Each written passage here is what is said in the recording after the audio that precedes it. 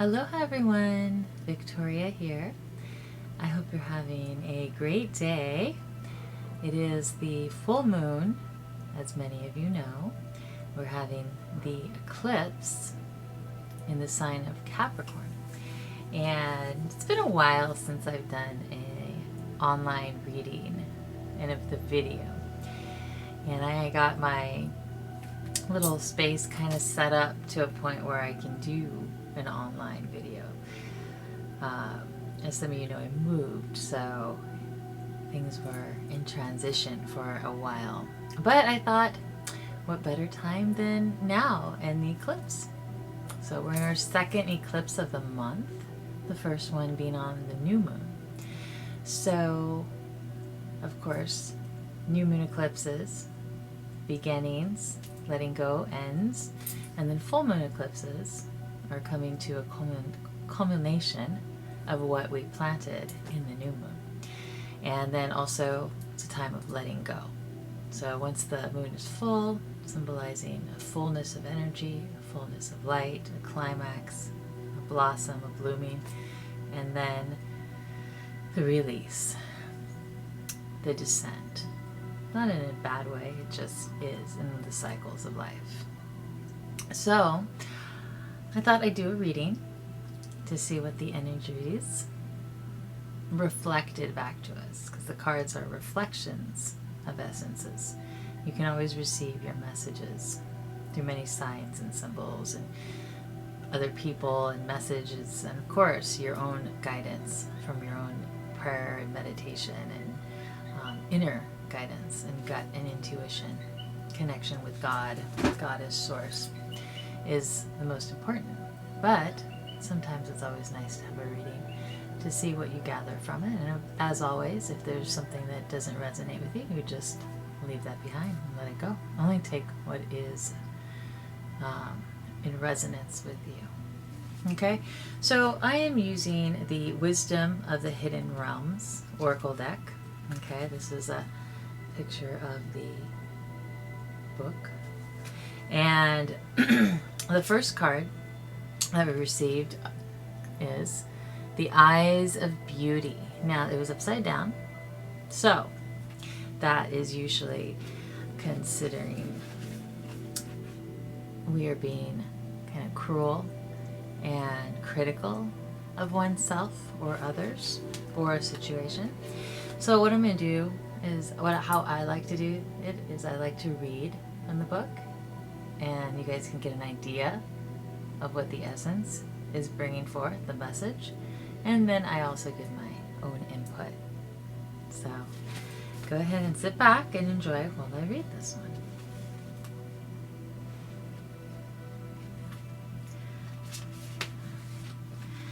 As a challenger, the eyes of beauty are a sign that self-centered fear expressed through harsh judgment is behind your current circumstances. Are you seeing only the flaws in your circumstances or another person? Are you looking at what is wrong instead of what could be made right? If you take some time to adjust your eyes and see things exactly as they are, you cannot help but admire their perfection. Release your expectations and demands and be with the truth of the way things are now. You are whole and beautiful and perfect, and what you observe is too. It may not be exactly what you want, but perhaps in shifting your vision you will find clarity and will see that it's exactly what you need at this time. A total shift in perception is what is required now. So how can you shift? How can you move around the situation and look at it like when you look at the clouds and you talk about the silver lining in the clouds? What can you see rather than focusing on the cup is half empty? Where can you focus on the cup being filled? And how can you nurture yourself so that you're looking to see the positive in things rather than the negative? The next card is the Wise Woman of Wonderland. Integrity and compromise. closer. There you go. Okay. So, she's card number 21. And she was upside down as well. So, when... Oh, wrong card. Okay. When the wise woman of Wonderland appears as a challenger, this is a sign that you may have compromised yourself out of fear. Have you been in denial of the truth of your situation? Have you sold yourself short rather than ask for what you really need? Have you given up your dream for another because you fear abandonment? The wise woman of Wonderland is gently reminding you that you count. Claim your good and never settle for less. Be fearless and make it so. Why hang around for more disappointment when the wonderful adventures and opportunities are waiting to unfold for you? And around eclipse season, and you could do this anytime, but a lot of people, at least in astrology, like to use eclipse season as a cutting away, like a solid cutting away, like taking the sword and just no more. And when you close that door behind you, it never opens again. And so what I like to relate that to is boundaries. So what boundaries are you putting up and what boundaries are you not putting up? Are they healthy? Are they harmful? Do you allow yourself to be treated unfairly? So think about where you can put up boundaries in your life for the betterment of your own good. And ultimately, when you can establish a healthy relationship for yourself, with yourself, you're helping everyone. Because remember, if you're not nurtured, you have nothing to give to anyone else. You know, you have to fill your cup so that you can share with others. If your cup is empty, you have nothing to give. So think about in your life where you can create more boundaries, where you can create more space for yourself to allow yourself to move forward and accomplish your visions, to accomplish your goals and your dreams and your, where you want to go in life. When I used to teach classes, I used to have everyone write out, like, I want to be here in a month. This is my vision for a month. This is my vision for 3 months. This is my vision for 6 months. This is my vision for a year. And, have those touchstones and those points so that you can look forward and see what steps you need to take to accomplish those, and then look back and look, and did I accomplish it? Or maybe I didn't. I want to try again. I want to keep on moving forward. What do I need to do now? What's your dream? What's your vision? Each one of us has a unique gift that we bring to life. And you are the only one that can share that. And you're the only one that can unlock that essence within you, that is to share it with the world. And when each person is living their gift, is living their light, is their shining star, it creates a link amongst each other, creating a bridge of light for humanity. So I implore you, I inspire you to find your gift, find the good and the integrity in your life, and what is it that you share with the world. And take that time and space for yourself. Don't allow that fear and doubt and lack to take over your life. If someone asks you for something, but you're not sure if you could help, or if you're not sure if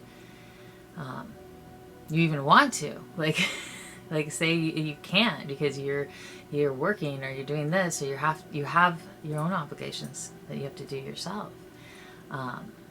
You may have to say, let me check on that, rather than saying yes immediately. A lot of people do. They go, oh yeah, that's fine, no worries. But then they think about it some more, and they're like, oh shoot, I had plans with my family, or I was supposed to do this, that I wanted to do this, or there was that class I had signed up for, and then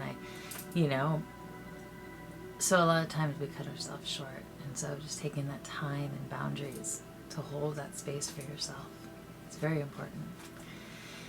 And then Gaia's Garden. This is the next card. Gaia's Garden. Her head looks like, those cornucopias? She has like 2 cornucopias on her head. Cornucopias is, of course, like thing that you see during the harvest season that's filled with like vegetables and fruit and, You know, sometimes you see it filled with riches and prosperity. So Gaia's garden, fruition, abundance, reaping what you sow. So right now we're planting seeds for everything that we're going to harvest. Usually I like to say give yourself 6 months. So what you plant now, give it 6 months and put energy towards it. Take steps in those directions. And then when 6 months comes about, you're going to harvest that. You can even do it like a month, but 6 months is a nice solid timing. You can see it. Even 3 months is probably fine. But what steps are you taking to harvest the fruits? Harvest your goals, harvest your visions in your life, okay? This is the time to write out what your visions are, write out what your goals are, and also write out what you're releasing. What am I releasing? I am releasing harmoniously this.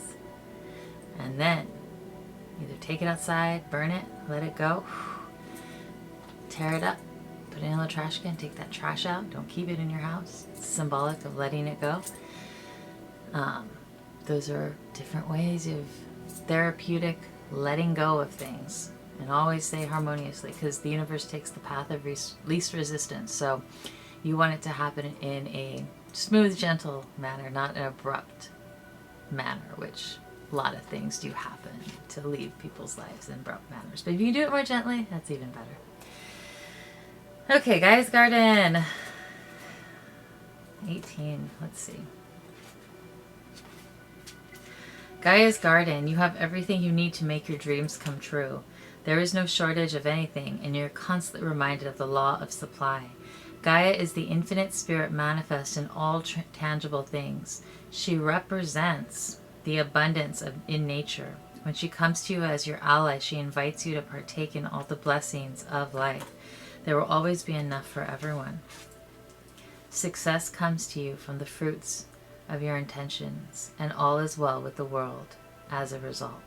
This is also a sign to remind you to give thanks and maintain an attitude of humility and gratitude as your greatest good now manifests for you. Gaia's gifts are sweeter when you share them with others. So just take a moment and close your eyes and think of all the gifts and all the things in your life that bring you joy. And it could be simple things like the ability to just take a nice hot bath if you wanted to. Some people don't have a bathtub, you know. Some people like to take salt baths, or, you know, or go to a jacuzzi, or like, because I want to go to a jacuzzi right now. But like, to me, that's very relaxing. To me, that's very soothing. So maybe it's a good meal, you know, maybe it's just the company of a good friend, you know, those things to be grateful for. Sometimes, you know, they're the smallest things, but they make the biggest difference of our own life. So giving gratitude and thanks for those things around you. You know, a warm, nice bed to sleep in, or air conditioning. You know, it's just different things to have that. Those are basic things, of course, but they make a big difference. And then give thanks for those things that are flowing into our lives. I give thanks for that which is flowing into my lives, the gifts that are my birthright, you know. So you're creating that cycle of gratitude as you're moving through life. All right, Gaia's garden. And there's always things that are coming up, little gifts. Like somebody bought me coffee today. A family member got me coffee just out of the blue. I was like, oh, that's so thoughtful, that's so nice, you know.